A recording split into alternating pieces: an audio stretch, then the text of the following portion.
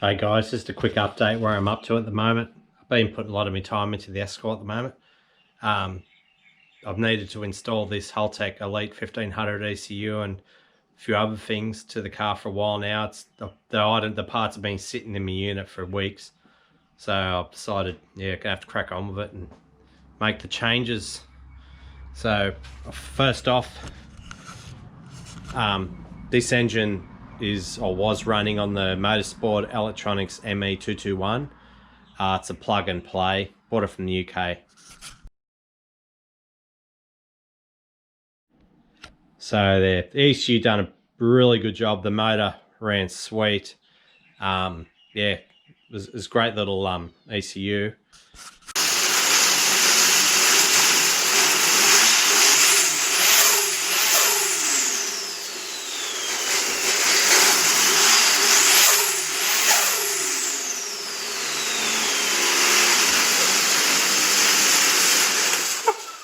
Is that awesome?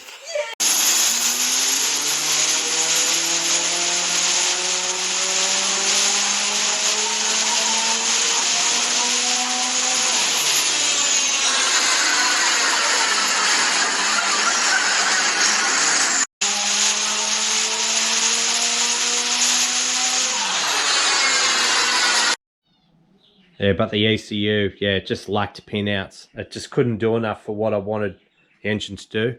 So, for example, the latest Dilemma had this car in the dyno and the Z-Tech factory coil, which is called wasted sparks. That's basically two coils into one. So when cylinder one gets ignited, it also shoots spark to cylinder three. It just wasted spark coils is how they work. They're perfectly fine, to use, but then you have to, I'd have to upgrade the coil and get one off, like, I think you get them off VWs, stuff like that, but I didn't have the option to run coil on lead or coil for each cylinder. So that was one issue I had with the ECU, and then I couldn't run the idle air control solenoid. I wasn't able to run that. The Thermo fan, it's got its own controller. The ME221 ECU couldn't control that. I couldn't set up launch control for drag racing. There's so many little things that I couldn't do. I had it running the boost controller, but that pretty much, I'd have to get rid of the boost controller to then run the solenoid for the idling. So there's all these different things I didn't like about it. So I bit the bullet and stuff it.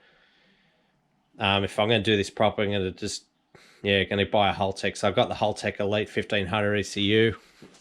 I installed that my last days off. It's sitting on there at the moment. And it's got the Haltech's got the potential to run drive-by-wire, which is something that'd be nice, but I'm not going to worry about that for the moment. The current throttle body comes off a Mustang Windsor. It's perfectly fine for the job. So what I had to do,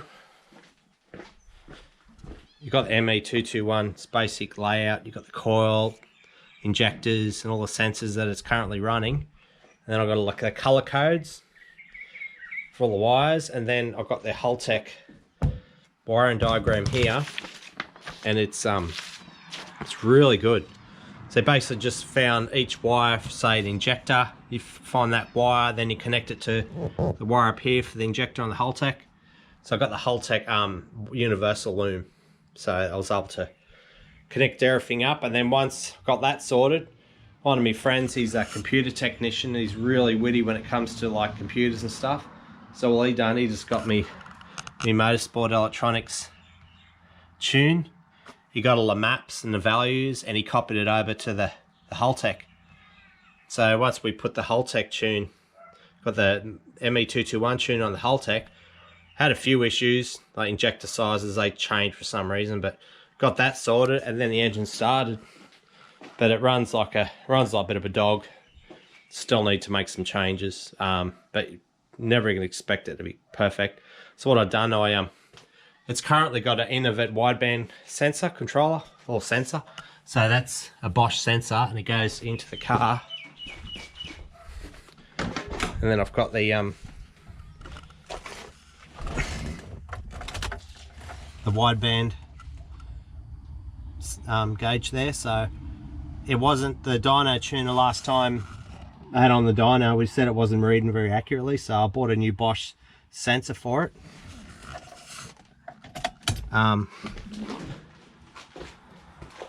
So yeah, got that coming, and then once I've got that, then I can take for a drive and do a data log, and then send the data log to me mate. Then he can alter the tune, make changes, and we'll just keep doing it until we get the car so it drives okay, the F-fuel ratios are good, all that's sweet. Then it'll be good then. But I also changed, it's now running Holden, or the LS1 coils. So I bought 8 coils off eBay for like 80 bucks. They come off a wrecked VY Commodore. So I've just got this billet bracket off eBay. But yeah, I'm just running the current retro Ford leads that I've got with this retro Ford cover. And yeah, it's heaps better, heaps better setup. So I've got also waiting on the MSD lead kit. So I just make perfect leads. They go through these existing holder here. I've got other little holders here, so it'll be all nice and neat. But once I get this thing running good, then I can look at upgrading. I've got these Kent turbo grind camshafts. They haven't got much lift, but they've got heaps more duration. So they're suitable for supercharged and turbocharged Z-Techs apparently. So I've also upgraded these pulleys because the current factory pulleys on it, they're not designed for high RPM. So yeah, they're likely to pack it in, which they're starting to make funny noises now actually. And also got this U-Butte Yates made in America timing belt. But yeah, once I've got the cams installed, then I'll have to dial the cams in. So I've got the dial indicator and the magnetic block there. So it's pretty easy with a crankshaft. You just put a pin inside the block, locks a crankshaft in place, it's top dead center. And then you just, remove this cam cover. Then you got retainer caps for the cams, and then you got this plate that goes in the back. So that basically gets the cam set up. The engine will run, but then I've got to use these Turbo Sport adjustable cam pulleys and muck around we'll dial the cams in. It's something else I've got to learn. I don't really know much about that, but if I haven't run into any problems, I know a bloke who I took this car to, and he can dial the cams in for me. He's into the Cosworth scenes, and he's got a Cosworth race car. But so all is good so far. That's pretty much where I'm up to with the Escort at the moment. But on the 25th of July, they got an all Ford day at Sydney Dragway. So I'm hoping to bring the Escort, even if I could start and get onto the trailer and drive it off trailer. At the moment, I couldn't do it. The motor's not running good enough. But that, and get a dyno tuned. And then early August, at Gunnedah in New South Wales, they closed down the airstrip for a couple of days. And they closed down the airstrip for a couple of days and have 1/8 mile drag racing. So yeah, I hope to get the Escort going for that. My mates are taking their Holdens there. What do you want, Cat?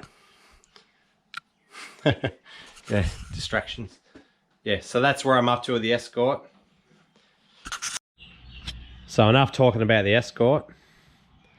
Time to look into this Falcon. So now I've just about finished the rust repairs, all the metal work. There may be some little things I'll need to do to the car over time, but at this point, all I have to do is get the bonnet. I'll put the hinges on it and get the bonnet sitting to where I'm happy, get it to open and close. Then I can put this panel on behind the bonnet, put that in and see how that fits up, check the gaps and that, and then I'm going to extend these arms here. Extend these to about 2 inches, that way I can put the bonnet on the car and have the car swiveling on the rotisserie. That's what I need to do, but in the meantime, I'm looking into all the products I'll need to do the bodywork on this car. So looking at what I've used in the past, I dug it out from underneath the bench, all the paints and crap. So what I showed you in my last video was these Valspar epoxy primers. So I've since thrown the tin out I had, but There's the activator, there's the reducer. So I've used that in the past for the Escort. Gave it coats of this epoxy, and then over top of that I used the Evercoat Rage Gold. That's an absolutely kick-ass filler. Like, if you compare that to the fillers you get from Super Cheap Auto, you're like, wow, it just sands off really good. It's minimal shrinkage, really good product. So I'd use that over top of the epoxy, which I've since learned you're not meant to do, but the past is the past. So, and then over top of this, I used this urethane-based primer filler. It's a good product, but I've since learned that the urethane hasn't got very good building properties, and you get a lot of shrinkage. So when you compare it to the polyester type fillers, yeah, you can't even compare them. This is just, I actually bought this tin for 80 bucks from Autolac in Cardiff, like, because it was dented, so I got it really cheap. But that's the second tin I used. I found it to be really good, and when I spoke to Autolac about it, and I told them about, you know, what's it like? Does it shrink? And they said, mate, what sort of paint have you used in the past? I said, acrylics. I said, mate, forget about that. If you use a 2-pack over that, you won't have any problems. But I'm not going to use this, even though it's got 3/4 left in it. I've decided to go down a different road. So what I've done, me and my brother went to Gosford, and we went to a shop called the Melomotive. So yeah, they're like the bodywork specialists. They do a lot of hot rods and muscle cars and basically everything really, but they specialize in bodywork and these things, which are called splines. So splines are pretty much used, or they originated from like doing boat building and stuff when you're doing the bows and long flat areas. So bought these, I went and seen them. My intentions were to go to the shop because I've been looking and researching these. They've got videos on them. I'll put a video up in the description so you can look into it further. But so I went there intentionally to buy splines, buy fillers and primers and stuff, then start doing the bodywork on this car. But I got talking to a dude in the shop, and he said, why don't you just do the course? Like, they do like a one-day course at their workshop. And because of the COVID restrictions, they don't have many people doing the course at one time. So they said they had a course coming up in like a week and a half time, and it's Saturday. And I'm like, oh shit, yeah, bugger it, I'll do it. So I put my name down. Yeah, I'll do the course. Paid for it there and then, and I got a 35% discount on these splines because I'm doing the course. So I'll do the course. It's primarily about learning how to use splines. That's mostly what the course is about, and just doing bodywork and stuff. So what I'll do, I'll just put the camera, I'll show you what these splines are about.